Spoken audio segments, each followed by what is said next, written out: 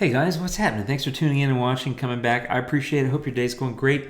And I am working in On1 Photo again. I've done a couple of videos now about using On1 Effects, which is kind of like the filter section of On1 Photo Raw. And I've been learning a lot and having fun, and I like what I'm getting out of it. But I'm not going to do any more videos about On1 Effects, and the reason why is because I have On1 Photo Raw, so I got the whole thing now. So I'm very grateful and excited, and I'm having fun. It's just more stuff to learn, which I love to do anyway. It really stretches me creatively and causes kind of the synapses up here to fire. Because things, a lot of the skills that you have from whatever products you've used in the past are transferable to other products. So I've got a long history with Lightroom, Luminar, Topaz, things like that. And a lot of that is transferable, but there's always quirks and unique things about any product. And I'm working through it. I'm far from having mastery of the product, but I'm definitely getting better at it. So I thought I'd share a video, kind of a workflow video here about On1 Photo Raw. So let's just jump into it. Here I am in kind of what's the browse section. And so browse is kind of like where you connect to your photos. And they can be in lots of different places, as you can see on the left-hand side. These are just photos that I happen to have on my desktop. What I typically do is I'll just export full-size JPEGs from Lightroom, and then I'll take those photos into the different products and make videos about them. So these are just some photos that I have kind of hanging out on my desktop. And so I'm going to take this one from Paris, and as you click on it and highlight it, you can see the EXIF data populates on the right-hand side. You can add keywords, and it's even pulled over some keywords that were tied to the photo in Lightroom, so that's kind of handy. But I want to jump into the editing, and so as you can see, I'm in the Browse module. That's why it's in blue, but I'm going to go to the Edit module. So I'm going to click that, and here we are. We now have this photo in the Edit module of On1 Photo Raw. So this is from Paris one evening, kind of a longer exposure, a little too bright. Don't really like the colors a whole lot, and I want to crop it too. So I'm going to start with the crop. So I'm going to say crop. And as you can see, you can do different ratios, right? The original, 16 by 9, etc. I'm going to stick with 16 by 9, which I kind of was already using here. And so I think that's lined up nicely. I've got right here, right there, that intersection point, which is kind of what they call one of the power points, where the eye may be naturally drawn. It's aligned perfectly in that cathedral. And anyway, so I'm pretty cool with it. So I'm going to say apply, and I'm ready to go. So in On1 Photo Raw, you have these 4 tabs over here, plus you have all these tools on the left-hand side, which stay, right? So I'm in the Develop tab here on this side, and this is basically, like in Luminar, it's called Raw Develop. It's a single filter. It's kind of like the basic filter in Lightroom, that sort of thing. But basically, as you can see, tone and color, that sort of thing, some details, and there's some lens correction and transform. I'm going to do a few minor adjustments here. I'm going to bump up the contrast, take down the highlights. Let's see, I think it was about like that. Bump the shadows a little bit. There's a haze filter, or dehaze if you will. I'm going to bump that up. I forgot how much. Okay, something about like that. Take the temperature a little bit cooler. And let's see, I'm going to bump the tint quite a bit this way. Something like, 30 or so. Let me see if that's about right. I'm going to take the saturation slightly down, about like that, and take the vibrance slightly up. So not a massive change in the photo. If I click the backslash key, you can see it says preview off. And if I hit it again, I'm back to where I was. So not a really big deal, but this is kind of the basics of I'm setting up the base that I'm going to edit from, if you will. And so that's kind of what Develop is for me.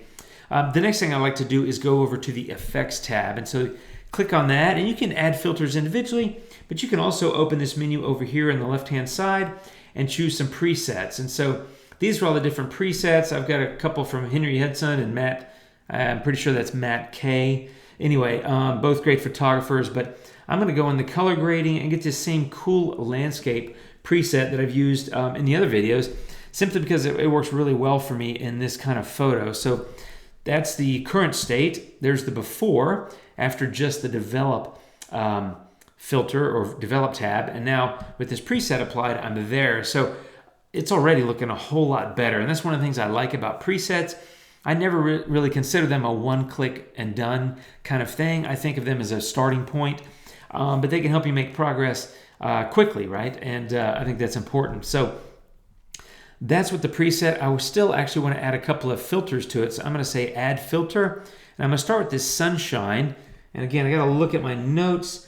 Okay, so I'm going to bump this up to about 70 or so, something like that. And I'm going to take the warmth down a little bit, something about like that. I'm trying to cool it off. And the saturation down a little bit. So let me show you what that's done to the photo. There's the before.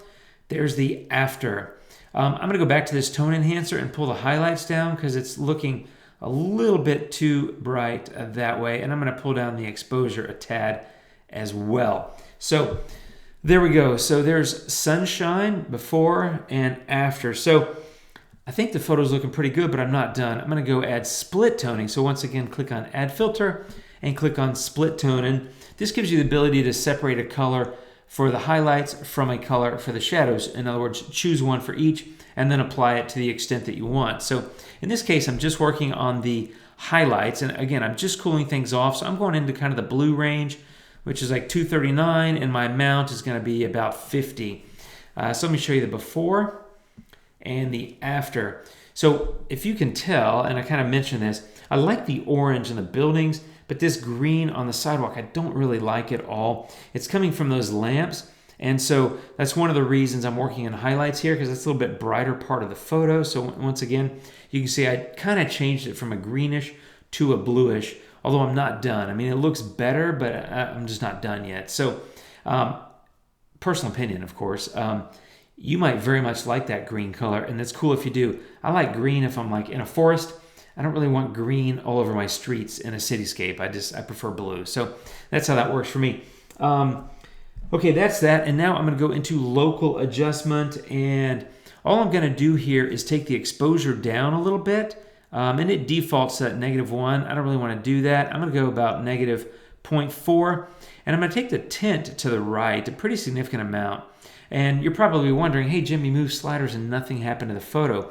Because if I turn that off and back on, nothing's happened. And that's because it's a local adjustment, so you can make adjustments in that filter, but then you have to apply them with one of the options up here. So you can paint it in with a brush and then choose your mode, but I'm going to choose this, which is the adjustable gradient.